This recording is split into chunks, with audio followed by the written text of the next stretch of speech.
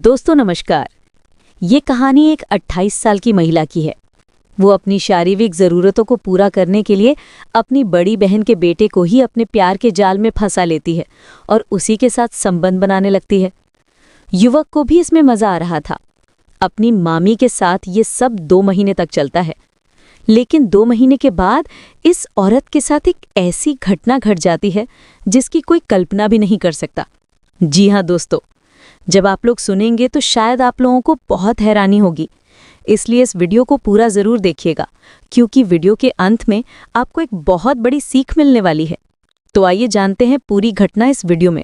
लेकिन वीडियो में आगे बढ़ने से पहले बस वही छोटी सी रिक्वेस्ट है, वीडियो को लाइक नहीं किए तो वीडियो को लाइक कर दीजिए, चैनल को सब्सक्राइब नहीं किया तो सब्सक्राइब कर दीजिए। दोस्तों, ये सच्ची कहानी एक छोटे से शहर की है।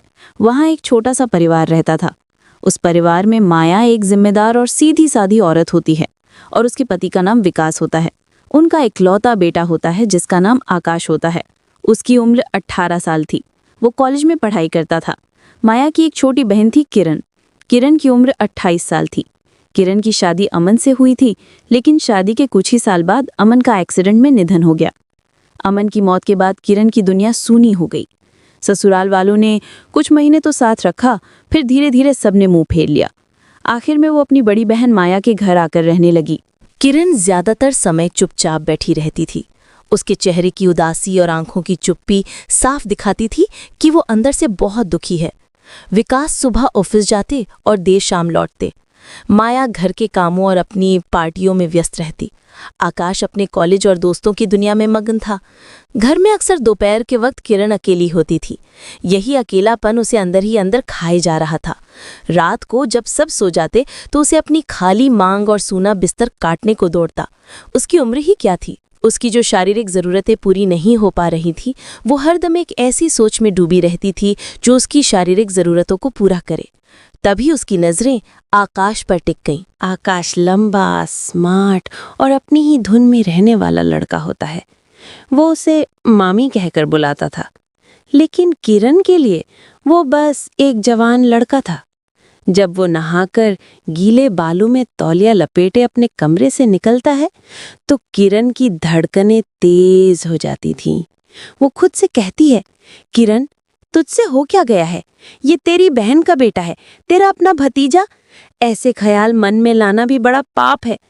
लेकिन मन पर किसका जोर चलता है? वो जितना इस ख्याल से दूर भागने की कोशिश करती, वो ख्याल उतना ही गहरा होता जाता। उसने देखा कि आकाश भी उससे काफी फ्रैंक होकर बात करता था। वो अपनी कॉलेज की बातें, अपने दोस्तों की बातें, सब कुछ उससे शेयर करता था। शायद वो उसमें एक दोस्त देखता था, लेकिन किरण की नजरें कुछ और ही तलाश रही थीं। एक दिन दोपहर में बारिश हो रही थी। घर में कोई नहीं था। आकाश कॉलेज से जल्दी आ गया क्योंकि एक क्लास कैंसिल हो गई थी। वो पूरा भीग चुका था। उसने कमरे से आवाज लगाई, मामी, एक तौलिया देना। किरण तुरंत तौलिया लेकर उसके कमरे में गई। उस समय आकाश अपनी भीगी हुई टी-शर्ट उतार रहा था। अचानक वो अपनी मामी को सामने खड़ा देखकर वो थोड़ा झिझका, लेकिन फिर मुस्कुरा दिया।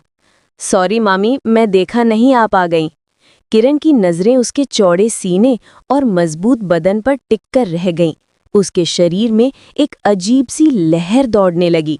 उसने तौलिया आगे बढ़ाया। तौलिया देते हुए उसकी उंगलियां जानबूझकर आकाश के गीले हाथ से छू गईं। एक पल के लिए दोनों की नजरें मिली। आकाश की आंखों में झिझक थी, लेकिन किरण की आंखों में एक अजीब सी चमक थी। आकाश ने जल्दी से नजरें झुका लीं और तौलिया ले ली और उसे बोला, थैंक यू मम्मी। किरण बिना कुछ कहे कमरे से बाहर आ गई, लेकिन उसका दिल जोर जोर से धड़क रहा था। आज उसने सारी हदों को लांघने का पहला कदम बढ़ा दिया था। उसे पता था कि ये रास्ता तबाही की तरफ जाता है, लेकिन उस वक्त उसकी इच्छा और ख्वाहिश ने उसकी सोच को अंधा कर दिया था। वो बस ये जानती थी कि उसे आकाश चाहिए, किसी भी कीमत पर। उस दिन के बाद किरण के व्यवहार में एक अजीब सा बदलाव आ गया। अब वो आकाश का पहले से भी ज्यादा ध्यान रखने लगी। उसके लिए नाश्ता बनाना, उसके कपड़े प्रेस करना, उसके कॉलेज की असाइनमेंट में मदद करना, वो काम करती जिससे वो आकाश के करीब आ सके। माया ये सब देखकर खुश होती थी। वो सोचती, अच्छा है किरण को ये सब करने में मन लग रहा है। लेकिन बेचारी माया को क्या पता था कि उसकी अपनी बहन उसके बेटे के लिए मन ही मन कुछ और सोच रही है।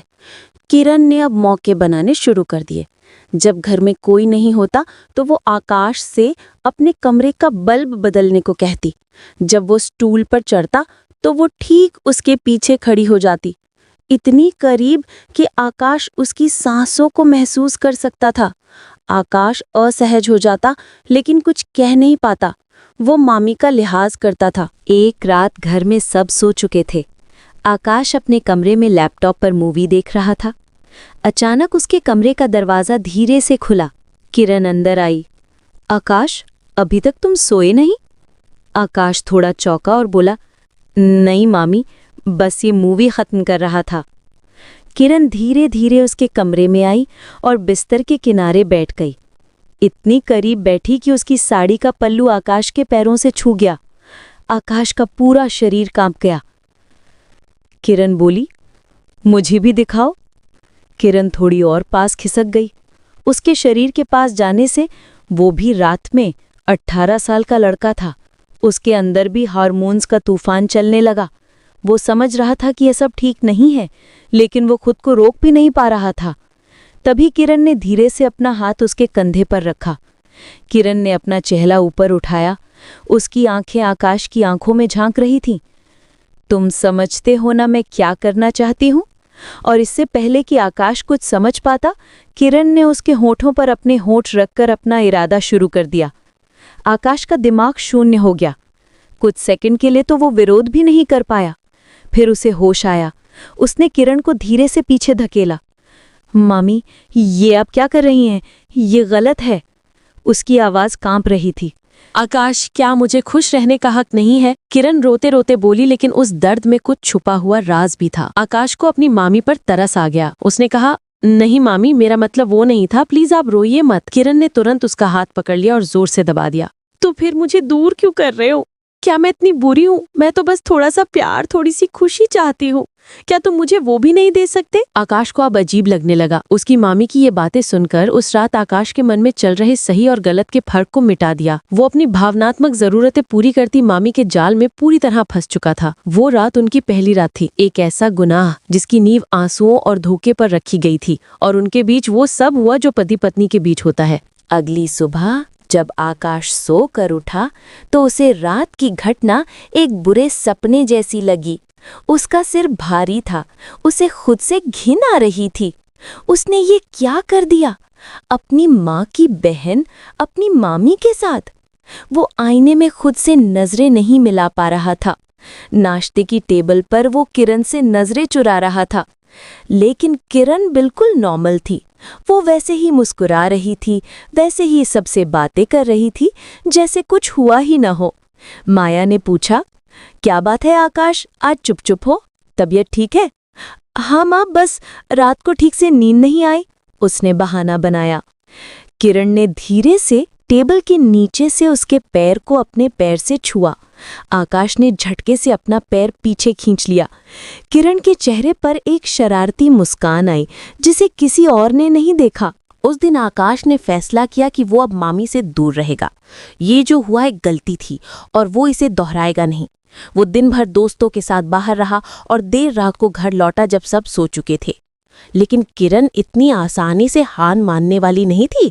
अगले दिन जब आकाश कॉलेज के लिए तैयार हो रहा था, किरण उसके कमरे में आई और बोली, आकाश, मुझे तुमसे कुछ बात करनी है। आकाश कहता है, मामी, मुझे देर हो रही है।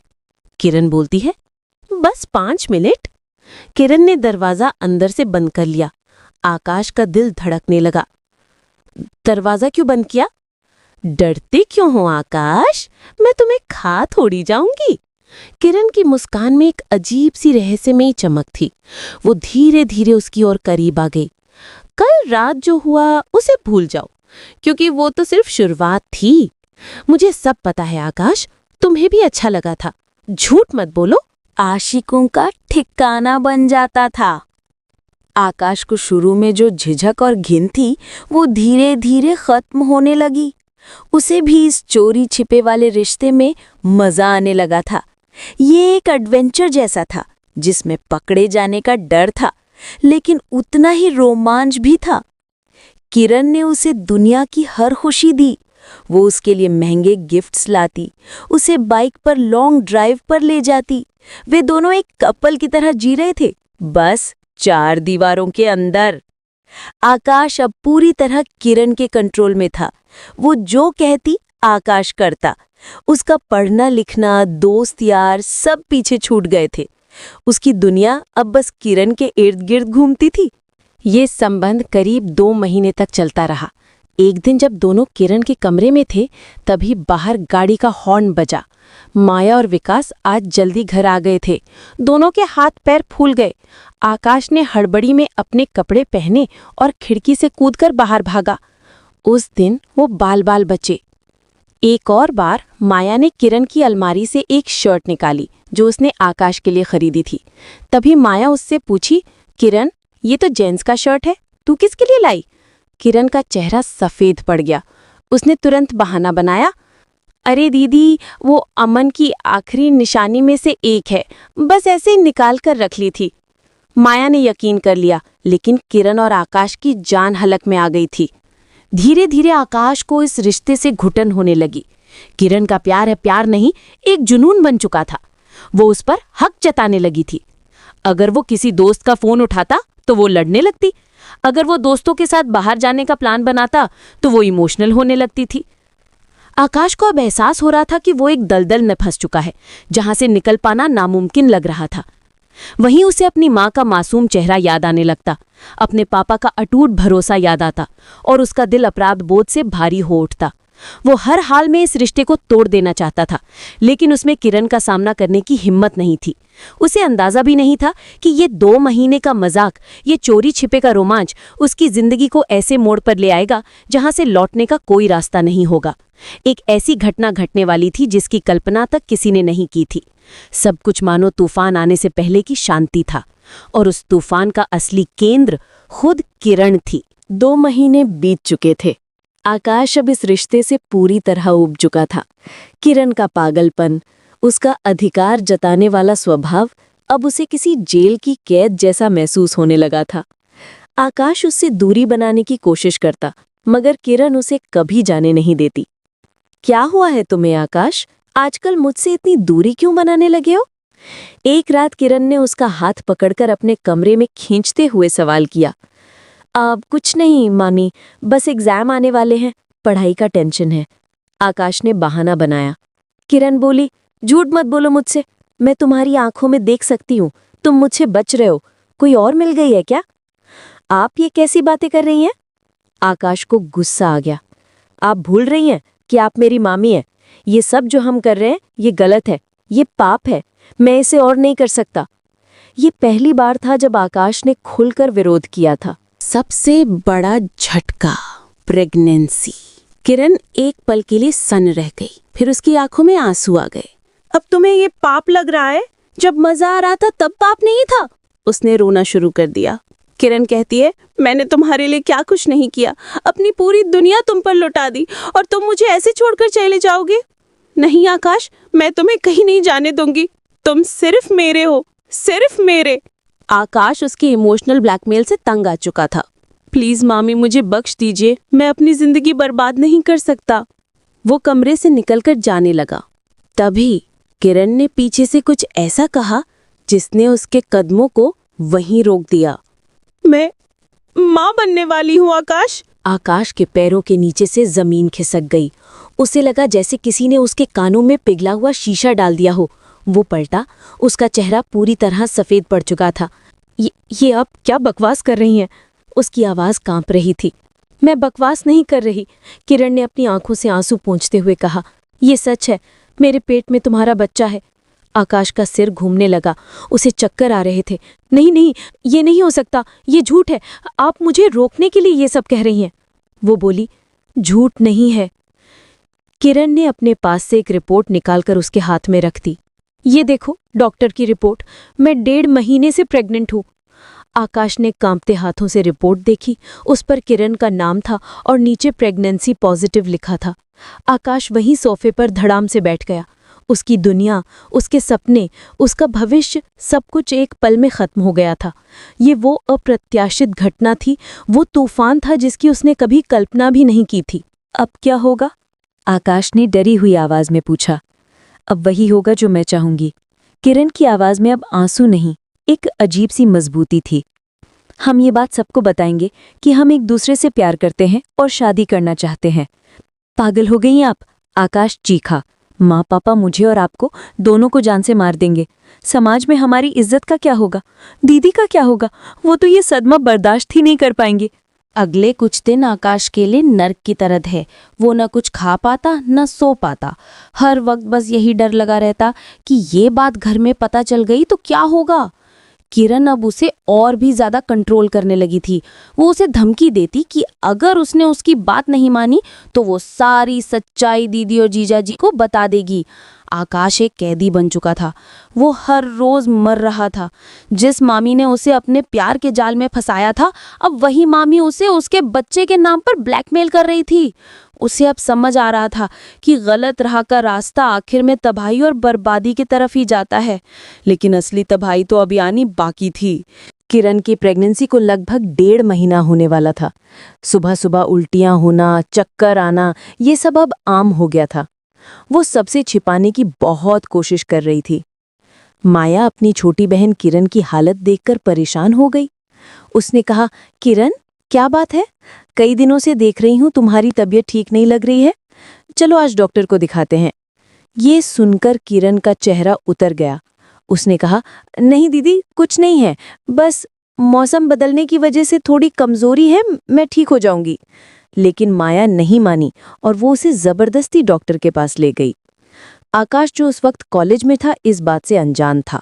क्लिनिक में डॉक्टर ने कुछ टेस्ट किए और माया को बाहर इंतजार करने को कहा। किरण अंदर डॉक्टर से गिड़गिड़ा रही थी, प्लीज डॉक्टर मेरी बहन को कुछ मत बताइएगा, मैं आपको जितने पैसे चाहिए दूंगी। डॉक्टर एक समझदार और उसूलों वाली महिला थी। देखिए ये मेरा काम नहीं है और आप अपनी हालत छुपाकर अपनी और बच्चे की जान खतरे में डाल रही हैं।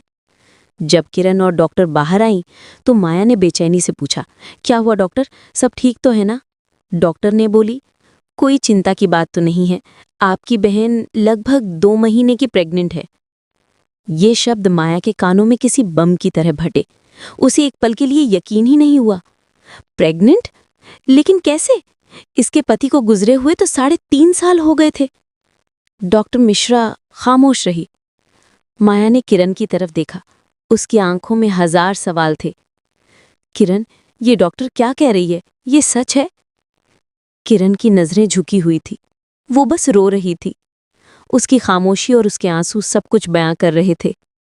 माया का सिर घूम गया। वो वहीं कुर्सी पर बैठ गई। वो बोली, किसका बच्चा है ये किरण? कौन है वो आदमी? बताओ मुझे। वो चीखी। किरण कुछ नहीं बोली। उस दिन घर का माहौल किसी मातम से कम नहीं था। माया अपनी बहन को घसीटते हुए घर लाई। उसने उसे कमरे में बंद कर दिया। वो बस एक ही सवाल पूछ रही थी, ये कौन किया है? ये सब पूछते पूछते शाम हो गई। उसके बाद जब विकास जी और आकाश घर आए तो उन्होंने घर में एक अजीब सी खामोशी महसूस की। माया की आंखें रो वो कर सूज गई थी। विकास ने पूछा, तुम रो क्यों रही हो? और किरण कहाँ है? माया कुछ नहीं बोली, बस रोती रही। आकाश का दिल किसी अनहोनी की आशंका से बैठ गया। उसे लगा कि सच सामने आ चुका है। विकास जी ने जब माया को बहुत कुरेदा तो वो फट पड़ी। उसने रोते बिलखते हुए सारी बात बता दी। किरण प्रेग्नेंट है। विकास जी के पैरों तले जमीन खिसक गई। ये कैसे हो सकता है? मुझे नहीं पता, मैं सुबह से पूछ रही हूँ। ये लड़की अपना मुंह ही नहीं खोल रही है। इसने हमारी इज्जत मिट्टी में मिला दी। अब हम किसी को क्या मुंह दिखाएंगे? विकास जी गुस्से में आग बबूला हो गए। वो किरण के कमरे की तरफ बढ़े। मैं आज उससे सब उगलवा कर रहूंगा। आकाश एक कोने में खड़ा कांप रहा था। ये कयामत की रात थी। उसका गुनाह अब सबके सामने आने वाला था। विकास ने दरवाजा पीटना शुरू कर दिया। दरवाजा खोल किरण, आज अगर तूने सच नहीं बताया तो मैं तुझे जान से मार दूंगा। अंदर से किरण के रोने की आवाज आ रही थी। काफी देर तक जब दरवाजा नहीं खुला तो विकास जी ने गुस्से में दरवाजा तोड़ दिया। अंदर किरण फर्श पर बैठी रो रही थी। विकास जी ने बोले, बता कौन है वो हरामखोर। तभी किरण ने नजरें उठाकर एक बार कमरे के बाहर खड़े आकाश को देखा। उसकी आंखों में नफरत थी। फिर उसने विकास जी की तरफ देखा और धीरे से कहा, आकाश है। वहां एक पल के लिए कमरे में मौत जैसा सन्नाटा छा गया। माया को लगा जैसे उसके कानों ने धोखा खाया है। क्या कहा तूने? किरण ने फिर वही नाम दोहराया, इस बार और जोर से। आपका बेटा आकाश, ये बच्चा आकाश का है। माया ने एक जोरदार थप्पड़ गाल पर दे दी और बोली, बेशरम औरत, मेरे बेटे पर इतना घिनौना इल्जाम लगाती है। वो तो तुझे अपनी माँ की तरह मानता है। किरण बोली, मानता था। फिर वो बोली, पूछिए अपने लाडले से, पूछिए कि पिछले 2 महीने से वो मेरे साथ क्या कर रहा था। पूछिए कि कैसे वो रात को छिप छिप कर मेरे कमरे में आता था। सबकी नजरें अब आकाश पर थीं। आकाश का चेहरा डर से सफेद था। उसकी आंखें फर्श में गड़ी थीं। उसकी खामोशी उसका सबसे बड़ा कबूलनामा था। माया के मुंह से एक चीख निकली। वो वही जमीन पर गिर पड़ी। उसे अपनी बहन और अपने बेटे दोनों से एक साथ ऐसा धोखा मिला था जिसे वो शायद कभी बर्दाश्त नहीं कर पाती। विकास जी की आंखों में खून उतर आया। वो एक शेर की तरह आकाश पर झपटे। उन्होंने उसे मारना शुरू कर दिया।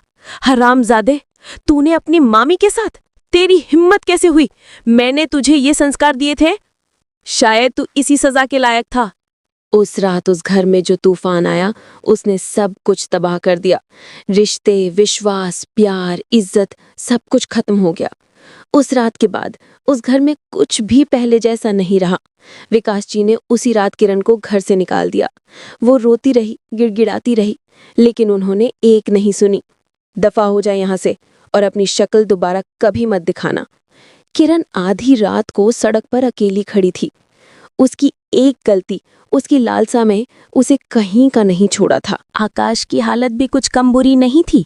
विकास जी ने उसे घर के एक कमरे में बंद कर दिया था। उसका फोन, लैपटॉप सब कुछ छीन लिया गया था। उसका कॉलेज जाना बंद हो गया था। माया ने तो जैसे अपने बेटे से रिश्ता ही खत्म कर लिया था। वो उसके साईं से भी नफरत करने लगी थी। जिस बेटे को उसने इतने नाज से पाला था, आज उसकी वजह से वो किसी को मुंह दिखाने के काबिल नहीं बची थी। विकास जी अंदर ही अंदर टूट चुके थे। समाज में उनकी बहुत इज्जत थी। ये बात अगर बाहर निकलती तो उनकी पगड़ी उछल जाती। उन्होंने फैसला किया कि वो ये शहर छोड़कर कहीं दूर चले जाएंगे जहां उन्हें कोई नहीं जानता हो। कुछ ही हफ्तों में उन्होंने अपना जमा जमाया बिजनेस, अपना घर, सब कुछ बेच दिया और एक गुमनाम शहर में चले गए। आकाश अब एक जिंदा लाश बन चुका था। वो न किसी से बात करता, न कमरे से बाहर निकलता। उसके कानों में हर वक्त अपनी माँ की चीखें, अपने पापा के गुस्से वाले आखिरी शब्द और किरण के आखिरी नफरत भरे बोल गूंजते रहते थे। उसे अपने किए पर पछतावा था। एक ऐसा पछतावा जिसकी आग में उसे सारी जिंदगी जलना था। उसने कुछ महीनों के मजे के लिए, एक गलत आकर्षण के लिए अपनी पूरी जिंदगी तबाह कर ली थी। उसने सिर्फ खुद को ही नहीं बल्कि अपने पूरे परिवार को बर्बाद कर दिया था। दोस्तों, इस सच्ची घटना को सुनाने का मेरा मकसद किसी का दिल दुखाना नहीं है और ना ही किसी के दिल को आहत करना है। मेरा उद्देश्य आपको जागरूक करना है ताकि आप पहले से ही सतर्क रहें। फिर मिलते हैं कल ऐसी ही सच्ची घटना के साथ। तब तक के लिए जय हिंद।